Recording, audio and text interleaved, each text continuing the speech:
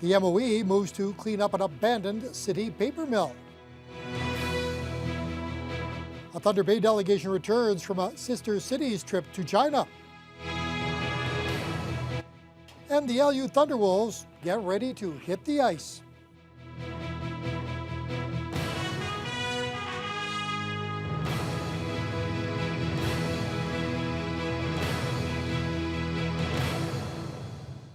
Good evening and thank you for joining us. The Ministry of Environment has set in place some strict deadlines for the cleanup of an idled Thunder Bay mill. The MOE has been working to get Superior Fine Papers to decommission numerous areas around the Kern River Mill since 2011. There is now an estimated price tag to conduct that work. The documents also appear to show millions of dollars are still owed to the province by the mill owners. Dennis Ward has the details. The Ministry of the Environment first raised concerns about this mill in July 2011. Superior Fine Papers was ordered to immediately repair the lagoon to prevent sludge and wastewater from entering Lake Superior. The MOE pegs the cost of that work at $1.6 million and wants it complete by December 1st. Inside the mill are also numerous chemicals the MOE wants removed. They include hydrogen peroxide, phosphoric acid, and other lab and waste chemicals. The removal is now underway, and the MOE wants that work completed by September 30th at a cost of roughly $130,000. The final order is for the decommissioning and closure of the waste disposal site at an estimated cost of $860,000. The MOE are calling for the work to be wrapped up by the end of the year. MPP Michael Gravel, whose riding the mill sits in, says he's happy an agreement is finally in place. Certainly doesn't mean that there aren't other future options in terms of the site, but this is for a long time obviously had some significant environmental issues attached to it, and it's important that this work gets done. The overall cost of the decommission is pegged at $2.6 million. While the Ministry of Finance won't comment, the Environmental Review Tribunal order appears to show Superior Fine Papers also owes the province at least $2.4 million. That figure grows daily because of interest. It's believed Superior Fine Papers will finance these costs by selling off its remaining assets, and that includes the demolition and dismantling of this mill, which first began operation in 1918. Dennis Ward, TBT News. Well, a change for motorists to be aware of when driving in the city's north side. Several new and permanent and temporary all-way stop signs have been installed at intersections along Bay Street between High and Marlborough. The signs will take effect at 6 o'clock tomorrow morning as part of Phase 1 of the new Bay Street Active Living Corridor. It's meant to make the route safer for pedestrians and cyclists. Bike lanes will not be added to Bay Street, and there will be no loss of parking. Active Transportation Coordinator Adam Kruper says since they cleared up those misconceptions, the feedback received from area residents has been mainly positive. Kruper's hopeful the new signs will help funnel traffic toward main arteries like High Street and away from these more residential areas. Move to the bigger streets, move to the streets that are designed to move lots of traffic quickly. Because as we move forward, we want to define residential areas as quiet, safe neighborhoods. And if we can help do that by reducing traffic a little bit, then we're making a higher quality of life for people who are living in the area. Come September 18th, when the city implements Phase 2 of the project, the temporary east and west stop signs on Bay Street at Ray Boulevard, Rupert Street, and Winnipeg Avenue will be removed. More information is available on the city website. Mining and the possible exchange of students and faculty were high on the list of discussions by a local delegation in China this past week. A group of 7, including members of council, Confederation College, and a local Tai Chi master, made the trip to our new sister city, Jiaozhou. Committee Chair Aldo Roberto feels the future is unlimited between our two communities. The committee often feels the heat over whether the money is well spent on having sister cities. Roberto says this entire trip cost $10,000. Look at it. We have a budget of $25,000 for sister cities. That's for 5 to make 5 relationships with 5 different cities. Total budget $25,000 of $360 million. Having said that, we're sitting down talking to these people from China, and they're interested in what we're doing in mining and exploration and investment. The new connection was set up in part by Tai Chi master Pen Yu. He's been taking delegations back and forth between the two cities for years. Thunder Bay is expecting a visit from Premier Kathleen Wynne next week. The Premier is scheduled to be in the city Tuesday to participate in a jobs and growth roundtable and to attend the official opening of Lakehead University's new Faculty of Law. The stopover is part of a Northern Ontario swing for Wynne. She'll also visit Kenora and Fort Severn. A group of Thunder Bay residents are doing whatever they can to help make the homeless smile. Volunteers set up booths containing food, clothing, and toiletries in both the north and south downtown cores, all to put a smile on the faces of the city's less fortunate. Cheryl Holmes has more. And then we've got canned foods here. We got stuffies and bubbles for kids. Kim Coro has been feeding, housing, and clothing the homeless for nearly 20 years. She says it's in her nature to give. I care about people. I've just always wanted to help people, and this was what I figured needed to be done. I wish I could do more. Coro recently created a Facebook page to get more people on board with the idea. And now a group of volunteers are handing out more than 200 care packages to homeless people across the city. Everyone involved has their own reason to give and a story behind their drive for charity. I decided to join. I'm no longer working, and I had some free time, and I thought this would be wonderful. When I seen it on Facebook, her asking for help, I thought that it would be a wonderful idea, because I know at any moment, any one of us can be in this position. For some, volunteering came as a way to pay tribute to loved ones. Brenda Gillespie says she's volunteering in memory of a friend who recently passed away. He was not homeless, but he was definitely down on his luck and could have quite well taken advantage of this. One of those people taking advantage of this opportunity is Joey Muniz. He's been living in Thunder Bay for just over a year. Muniz spends most of his days volunteering his time or visiting different drop-in centers.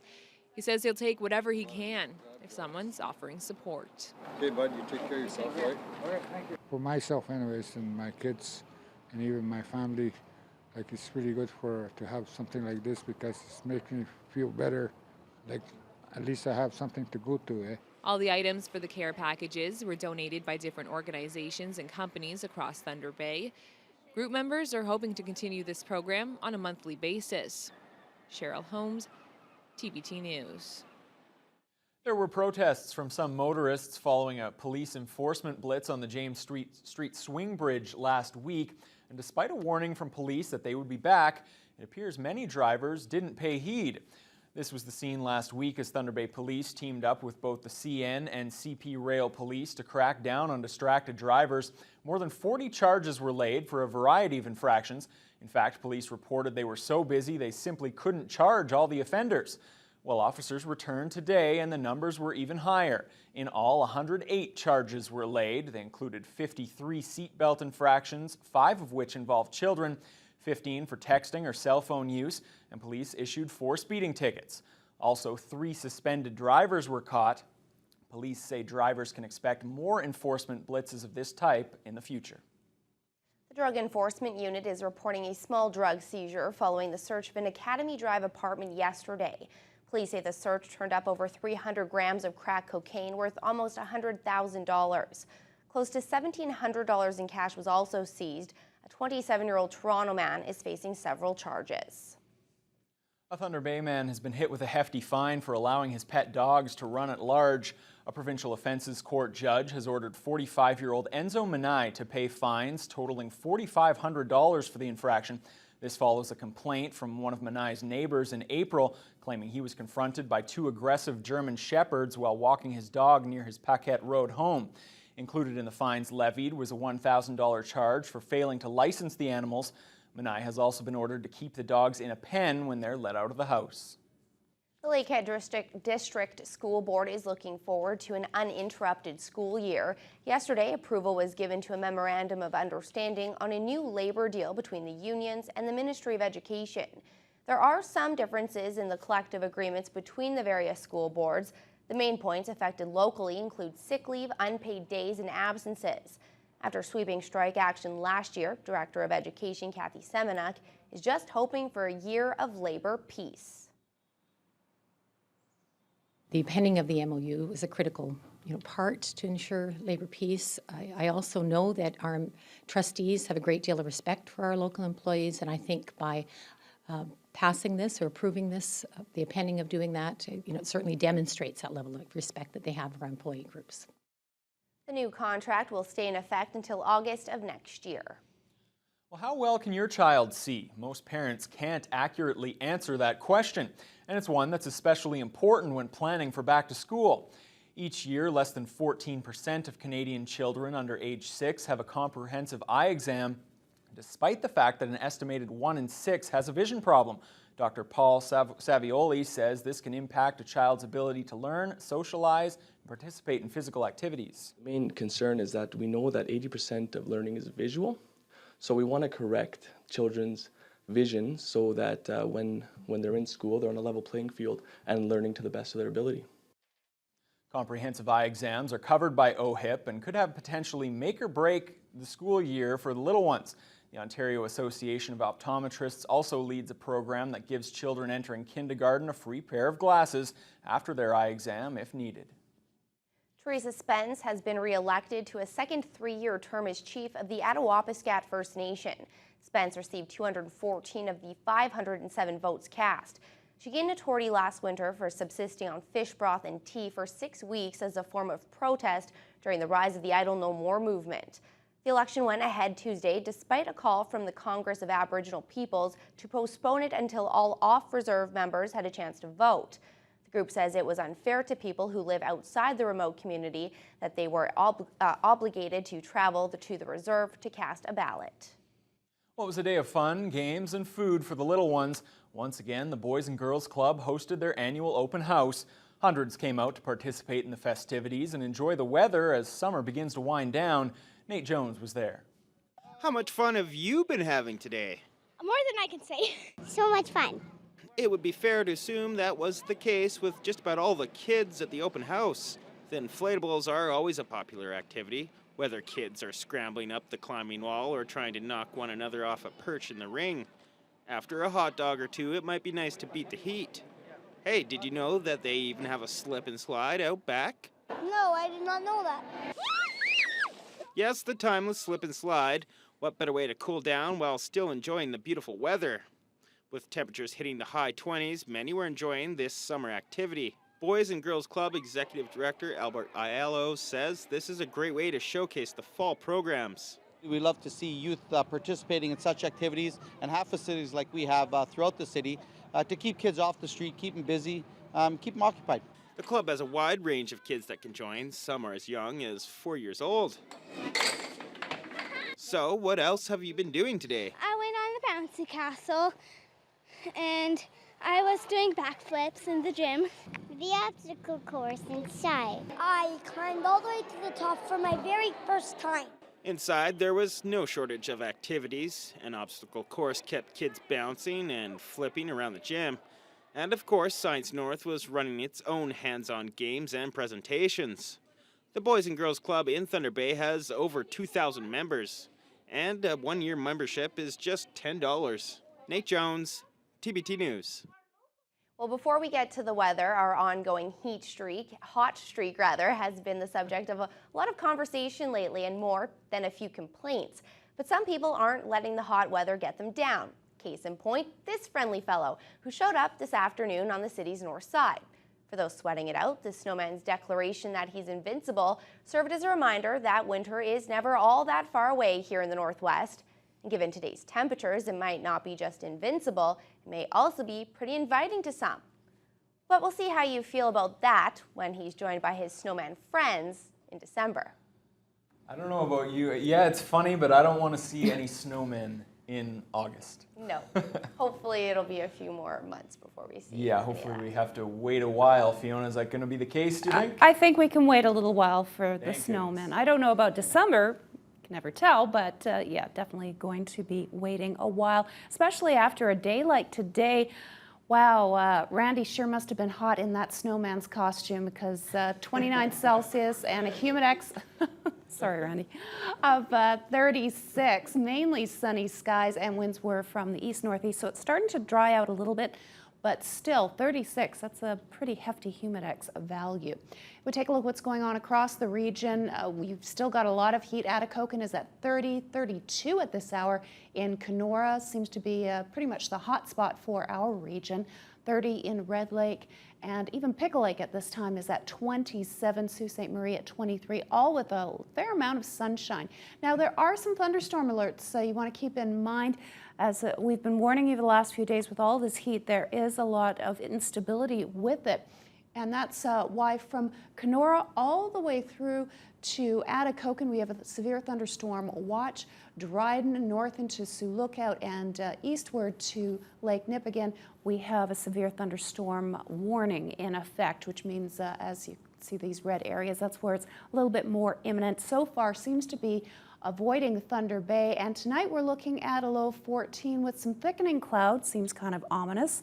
But right now we're just kind of in a waiting mode for the next 24 hours. There's the potential, but nothing really too serious to worry about. Winds will be light tonight from the north, 4 to 12 kilometers per hour.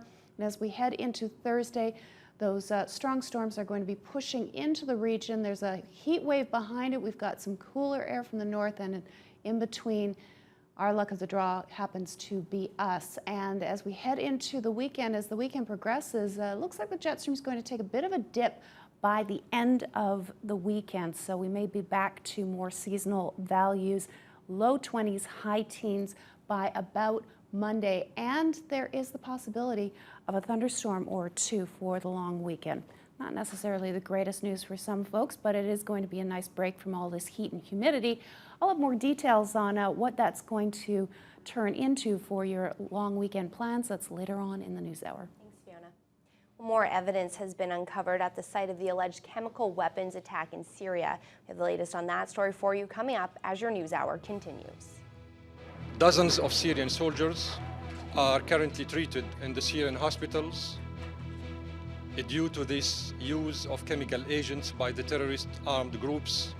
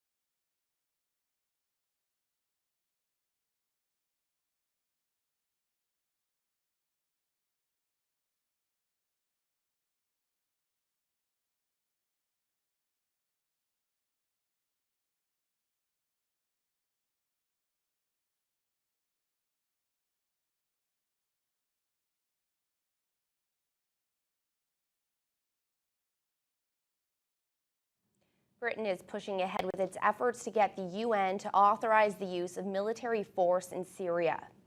The permanent members of the Security Council met today to discuss Britain's draft resolution.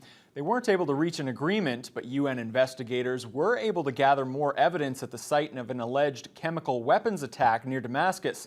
Nala Ayed has the latest developments.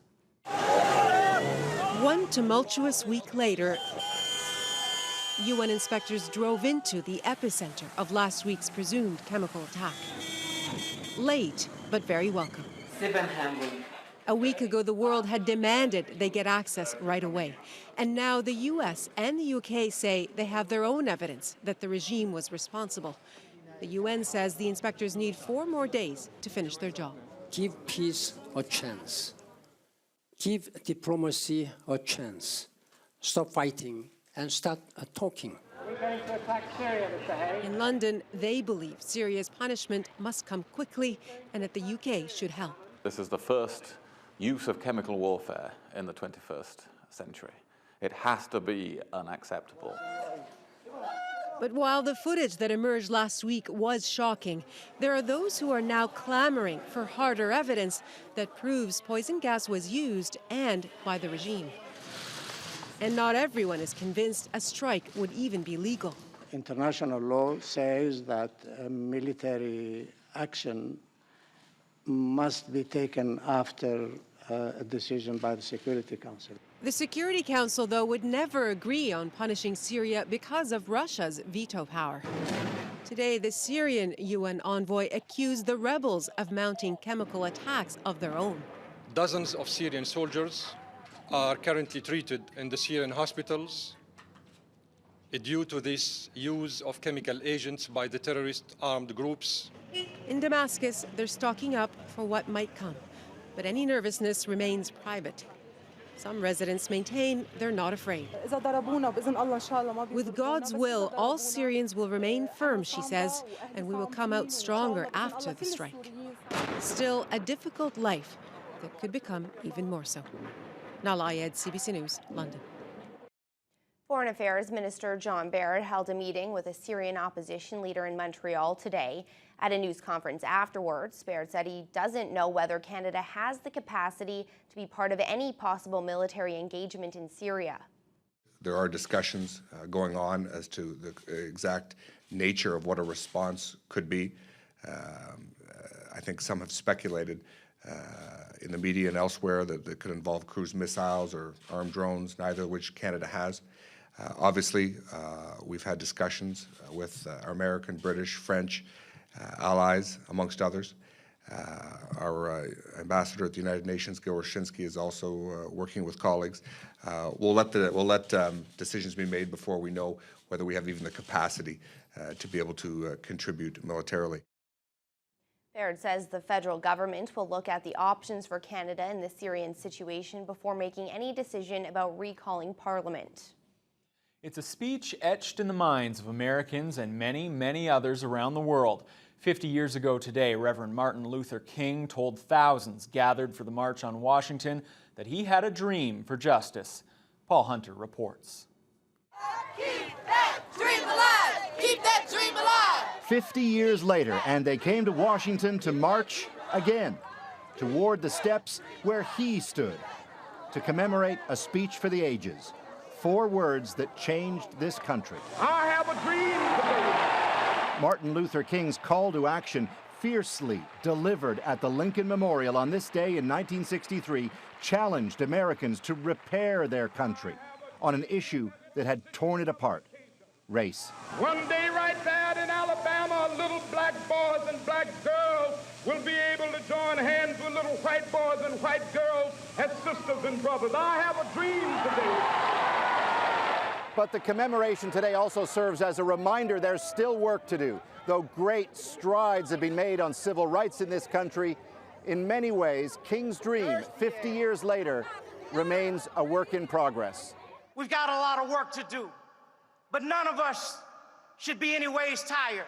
And so it was on those steps today, from Martin Luther King III to U.S. lawmaker John Lewis, who stood with King on this stage 50 years ago, the message: It's a different country now, but we still have a great distance to go before we fulfill the dream of Martin Luther King Jr. Barack Obama. And though he too reminded Americans there's more to do, Barack Obama also underlined how far this country's come. Because they marched, city councils changed, and state legislatures changed, and Congress changed, and yes, eventually the White House changed. Who'd have thought that 50 years ago? Well, maybe Martin Luther King. Free at last. Thank God Almighty. We are free at last. Paul Hunter, CBC News, Washington. A military jury has sentenced U.S. Major Nidal Hasan to death for killing 13 people at Fort Hood in 2009. Hasan has said the attack on unarmed soldiers at the military base in Texas was motivated by a desire to protect Muslim insurgents fighting in Iraq and Afghanistan. However, since the military justice system requires a lengthy appeals process, years or even decades could pass before Hasan is put to death. Liberal leader Justin Trudeau says Canadians will have to wait a while before they get details on the party's platform. The Liberals are holding their summer caucus on Prince Edward Island, but Trudeau says the party wants to hear from Canadians before it spells out its plans. Laurie Graham has the story. It was like going back to school for the Liberal caucus and Justin Trudeau himself, a former teacher. Thank you for listening and taking up your pen. Oh, there we go. This is a chance for Liberals to hash out ideas heading into the fall session of Parliament and beyond to the 2015 federal election. And Trudeau says he intends to make the plight of the middle class a priority. It's not just young people who are lacking in opportunities, it's parents who are finding a larger role in having to support their children for longer. But when asked what he would do to improve the lives of the middle class, Trudeau offered no specifics. In fact, he said he would not present a policy platform until 2015, after he's consulted with Canadians. I'm not going to shortcut that process, which is a serious and responsible process, just because people want to know right now and they're impatient to know. Trudeau has been roundly criticized by his opponents for being light on substance. My wife keeps saying you're very cute. Oh, sorry about that, sir. But he's running first in the polls, and many Canadians still seem willing to give him a chance, including longtime friend Stephen Bronfman, one of Canada's wealthiest businessmen. Bronfman raised over $2 million for Trudeau's leadership run. Now he'll fundraise for the party. Oh, the success will be whether or not we win the next election, which we will, and so that's how we gauge it. Money's a big part. The next session of Parliament is not scheduled until sometime in October, but Liberal MPs will be back in Ottawa in 3 weeks. Trudeau says he wants his team on the Hill in plenty of time to plot strategy. Laurie Graham, CBC News, Brudenell. After a brief pause, consumer debt is rising once again in Canada. The credit reporting agency TransUnion says the average Canadian owes more than $27,000. That does not include mortgages. And you may be surprised at who is carrying the biggest burden. Angela McIver reports. Actually, I feel like I want to puke. Catherine Metzler doesn't hold back any punches when asked how she's dealing with consumer debt. All our lives, we've had to make adjustments. And now we're in retirement age, and here we are again, right back, almost back where we started. Several credit counselors I spoke with today say the transition from working full-time to retirement can be tough. Even seniors who have saved their whole lives often get stuck with high credit card bills they can't afford. Joe Wilkie sees those clients almost daily. He says senior debt is a growing trend.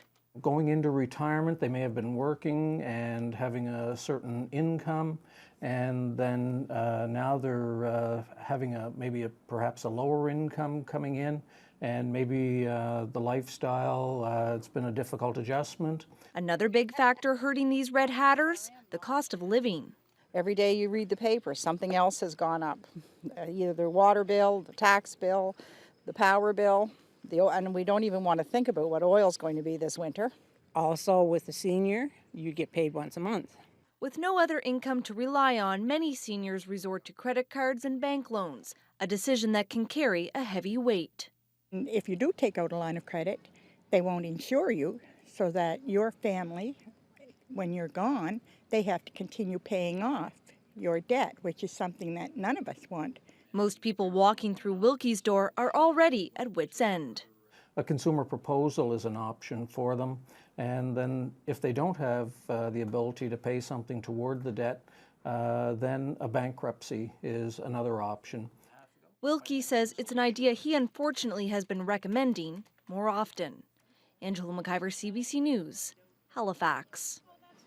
Toronto Mayor Rob Ford is joining in the political reefer madness.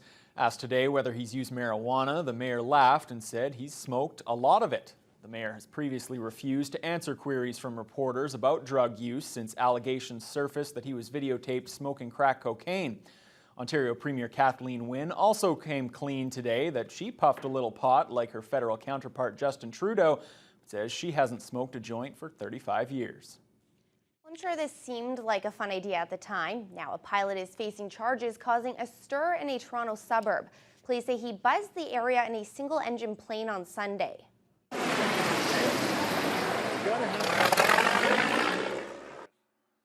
Concerned residents called police, reporting that the plane was flying dangerously low. Authorities failed to make radio contact with the pilot and feared he was in trouble.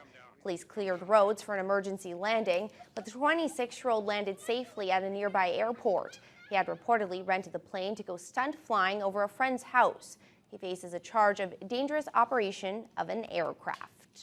I don't think the authorities look too kindly on stunts like that. Well, let's take a look at the markets now. After a steep decline yesterday, the major markets rebounded slightly today.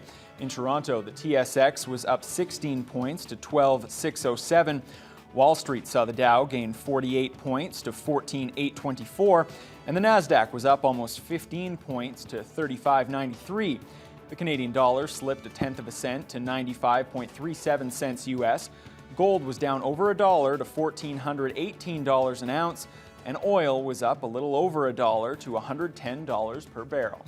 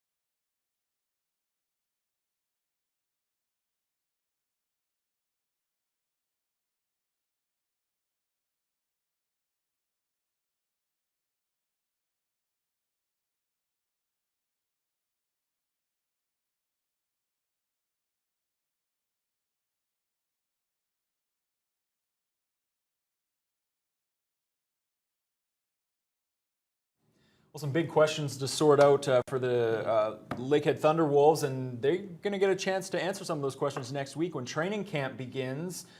Players will all be out there. Randy, I know that they'll be having some open tryouts at that time too. Will we see you out there playing wing? I'm much too old. No, don't sell yourself short. My playing days are you over. can Mr. Hockey has hung up the blades. Say it ain't so. There you go. Well, with less than a week to go before training camp, Lakehead Thunderwolves hockey coach Bill McDonald says he's heading into camp with no preconceived notions about any of his players, veterans, or rookies. With 35 expected on the ice when camp opens Tuesday, McDonald says he's coming in open-minded, having never seen anyone play before. He says every player will have a chance to prove themselves. Obviously, I'm going to sit there and I'm going to watch, and some people might perceive that one kid is a third liner, while to me he might be a second or a first liner because I've never seen him play, and there's an opportunity there for a lot of these guys, and hopefully they grab it, and we will see where we go from there. It's not who we got, it's how we play, and I think we've got ingredients there. If they play the right way, that will be a good hockey team. Now, the Wolves returned 17 players from last year's squad and 5 recruits, including NCAA transfer Kellen Ainsworth, former OHLers Cody Alcock and David Quinnell, and goalie Justin McDonald. Local walk-ons, including OHL journeyman Adam Restool and Thunder Bay North Stars leading scorer Matt Carella, will also be on hand. And we'll have more hockey later, but first on the Ball Diamond locally last night, the first-place Daytona Dodgers doubled up the Thunder Bay Wolves 2-1. Taylor McCaskill had 2 hits for the winners. In the majors, the Jays finally concluded a 3-game series tonight at home with the Yankees. After a rare loss to the Birds on Monday, the Bronx Bombers were back in fine form last night. Their captain, Derek Jeter, would open the scoring in the first off Jay Stutter Jay Happ as he slaps a single to center that easily cashes the speedy Brett Gardner. Alfonso Soriano takes his team into a 4-0 lead later in the inning as he slugs a 3-run shot to left for his 10th home run. The former Cub, in his next at-bat, is back for an encore as he takes Happ up and out, parking a slider over the left field wall for his second long ball of the game. 5-zip. Esmel Rogers comes on in relief, and look what happens to him. He'll get lit up as well by Mark Reynolds, who greets him with a frozen rope to left. It's all Bronx Bombers in this one as they romp 7-1. Well, back to hockey. In NHL news, Winnipeg has signed defenseman Brendan Kitchton to a 3-year entry-level contract worth almost $2 million. He was drafted by the Jets in the 7th round this year, and Canada's men's Olympic orientation camp in Calgary has wrapped up. Now it's up to the players to impress the coaching staff when the regular season opens in October. One player intent on making the Olympic team is rugged Boston Bruins forward Milan Lucic.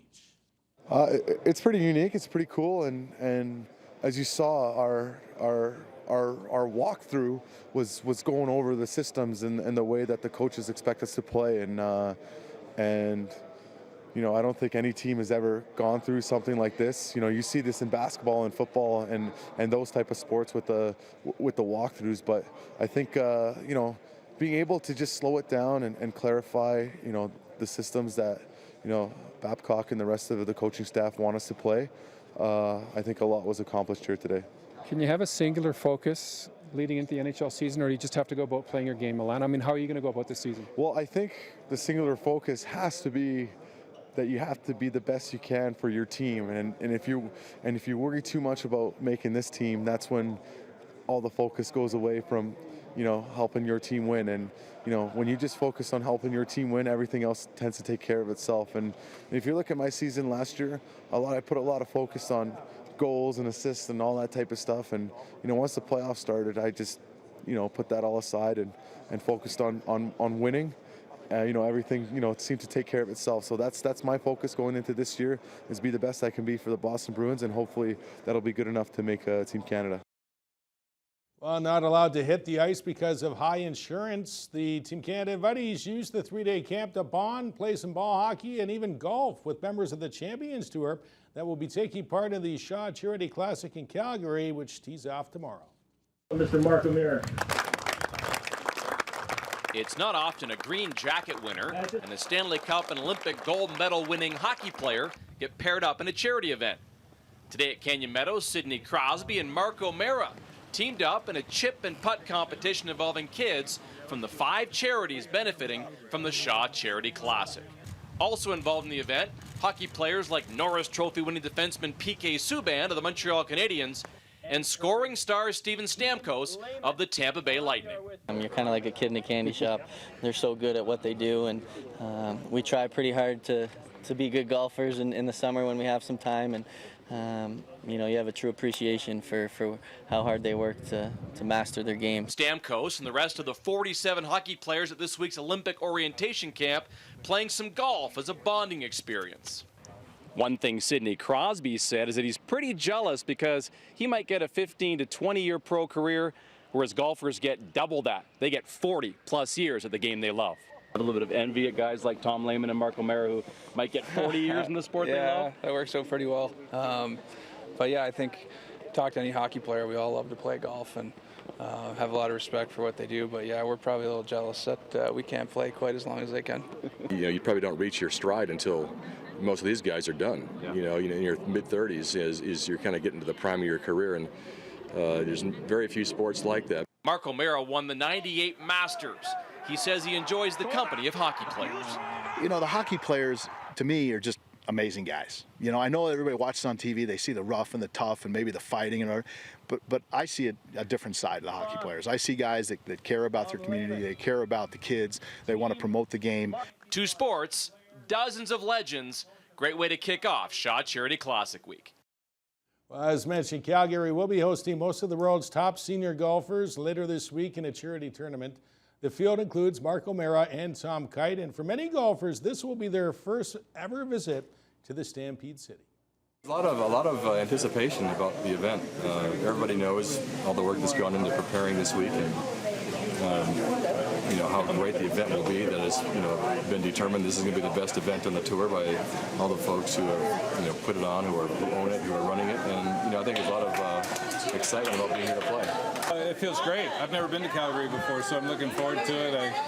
I'm hearing great things about the golf course and about the city and the people and everything, so I'm just looking forward to the whole week.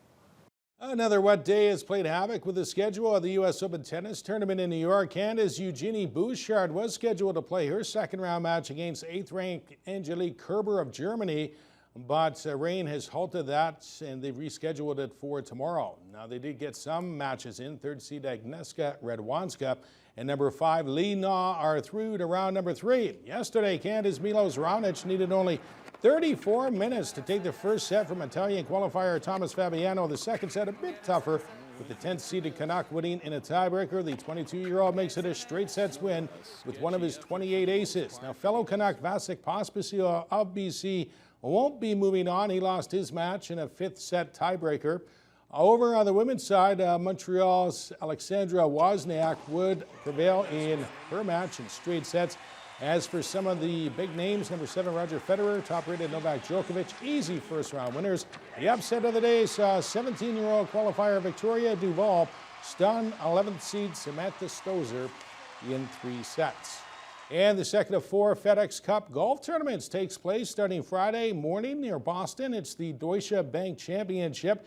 Despite having a wonky back, Tiger Woods is expected to play.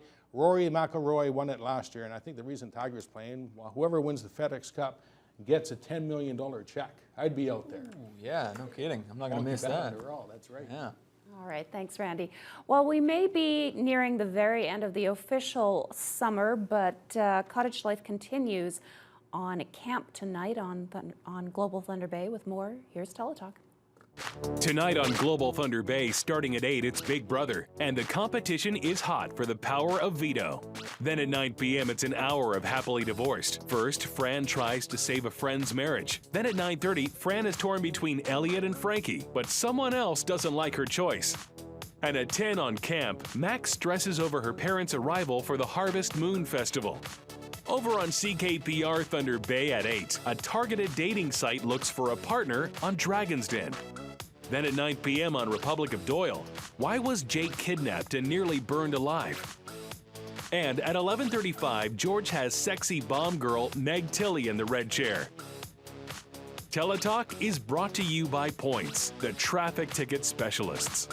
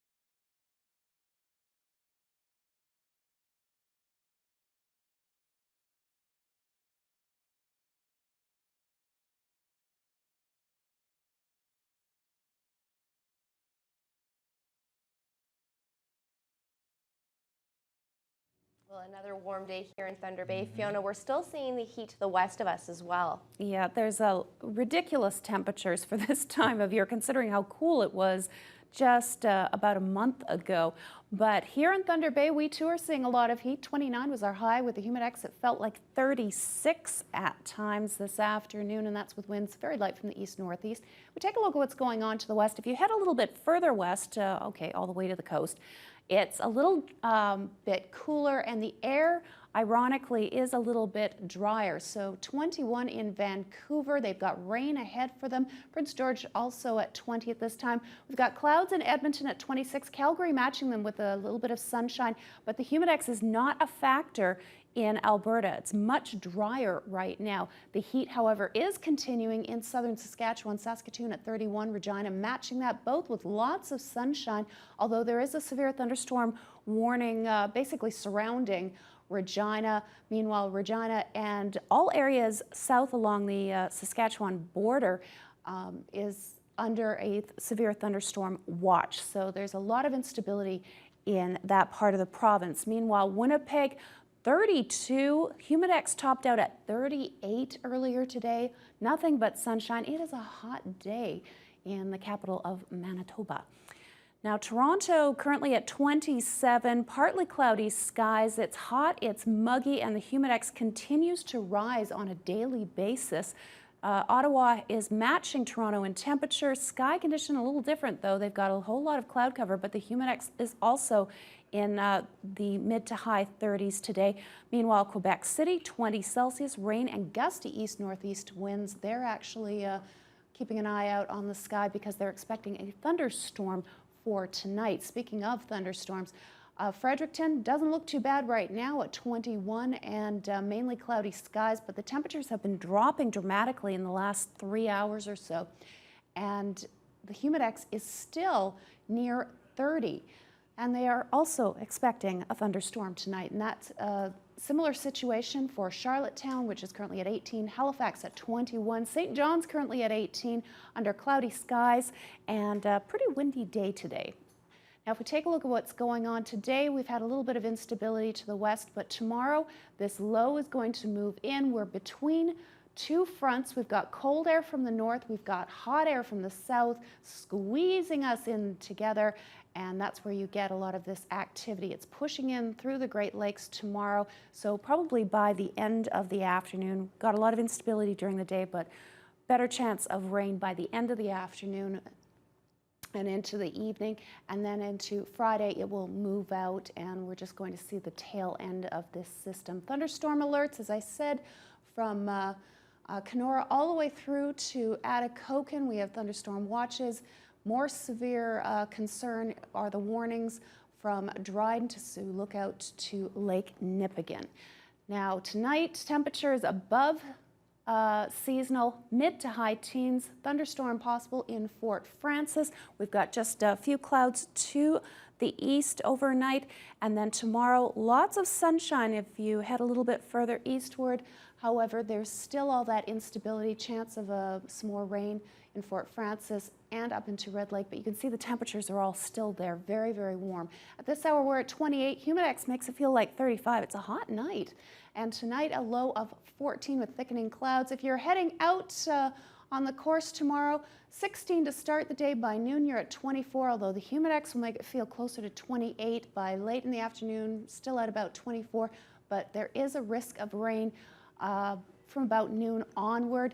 And in fact, we start to cool off just a touch on Friday, 23 mix of sun and cloud, 24 on Saturday, 26 on Sunday, then your holiday Monday, boom, we're back to reality. 19 for Labor Day.